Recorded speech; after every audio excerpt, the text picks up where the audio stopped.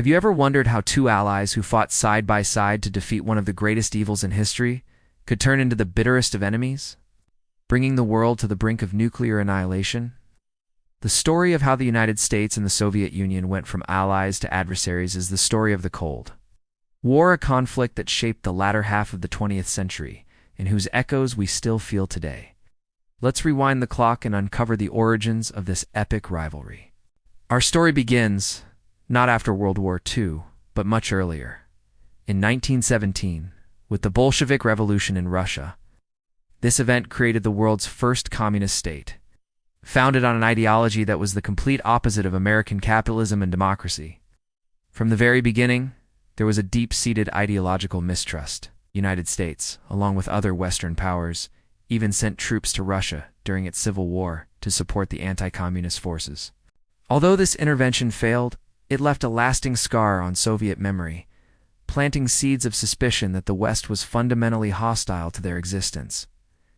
Throughout the 1920s and 30s, the Soviet Union was largely isolated on the world stage.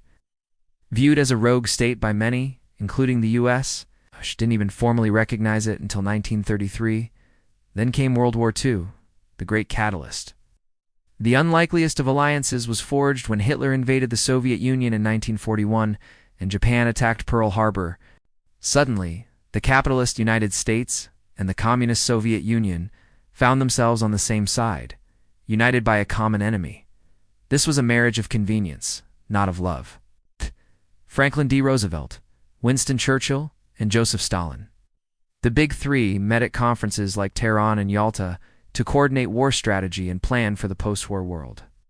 But even amidst the handshakes and joint declarations, the cracks were already showing. A major point of contention was the Second Front.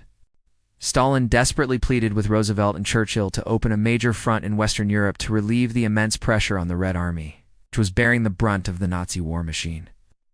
For years, the Soviets fought and died by the millions on the Eastern Front. The delay of the D-Day invasion until 1944, while strategically complex for the Western Allies, was seen by Stalin as a deliberate ploy to let Germany and the Soviet Union bleed each other dry. This bred deep resentment and fueled his paranoia about the West's true intentions. As the war drew to a close in 1945, the alliance began to crumble completely. With the common enemy defeated, the fundamental ideological differences roared back to the surface. The Yalta Conference in February 1945 is often seen as a critical turning point. On the surface, agreements were made. Stalin pledged to allow free and fair elections in the Eastern European countries liberated by the Red Army, like Poland, Czechoslovakia, and Hungary. But the interpretation of free elections differed vastly. For Roosevelt and Churchill, it meant multi-party democracy. For Stalin, it meant governments that were friendly to the Soviet Union, which essentially meant communist-controlled puppet states. Why was Eastern Europe so important to Stalin? You have to look at a map and at Russian history. Russia had been invaded from the West multiple times, most devastatingly by Napoleon and then by Hitler. Stalin was obsessed with creating a buffer zone, a shield of satellite states that would protect the Soviet Union from any future invasion. He was determined to never let that happen again, and he saw control over Eastern Europe as non-negotiable for Soviet security. Then, just 2 months after Yalta, a pivotal event occurred. Franklin D. Roosevelt died. His successor, Harry S. Truman, had a very different style. Where Roosevelt had believed he could personally manage and charm Stalin, Truman was more direct, more suspicious, and far less patient with Soviet actions. At their first meeting at the Potsdam Conference in July 1945, the atmosphere was frosty. Truman, newly informed of the successful atomic bomb test, adopted a tougher stance. He told Stalin about a new weapon of unusual destructive force. Stalin, who already knew about the Manhattan Project through his spies, simply nodded, but the nuclear age had dawned. It would forever change the power dynamic. The dropping of the atomic bombs on Hiroshima and Nagasaki just weeks later was another monumental moment. While it ended the war with Japan, it was also a clear and terrifying message to the Soviet Union. The United States now possessed a weapon of unimaginable power, and they weren't afraid to use it. This nuclear monopoly gave America a huge strategic advantage. But it also terrified the Soviets and spurred them into a frantic race to develop their own bomb. Igniting the nuclear arms race that would define the Cold War, in the months that followed, Stalin made his intentions clear. One by one, the nations of Eastern Europe fell under communist control, not through the free elections promised at Yalta, but through coercion, intimidation, and rigged processes. Winston Churchill, in a famous speech in 1946, declared that an iron curtain had descended across the continent, separating the free, democratic West from the communist, Soviet-dominated East. This powerful metaphor perfectly captured the new reality of a divided Europe. The American response was swift and decisive. In 1947, President Truman announced what would become known as the Truman Doctrine. He declared that the United States would support free peoples who are resisting attempted subjugation by armed minorities or by outside pressures. This was a radical departure from America's traditional policy of isolationism. It was a global commitment to fight the spread of communism anywhere in the world. This policy of containment became the central pillar of American foreign policy for the next 4 decades. The first major test of this doctrine came in Greece and Turkey, but its most famous application was the Marshall Plan. The United States offered billions of dollars in economic aid to help rebuild war-torn Europe. The idea was simple but brilliant. Prosperous, stable democracies would be less susceptible to the lure of communism.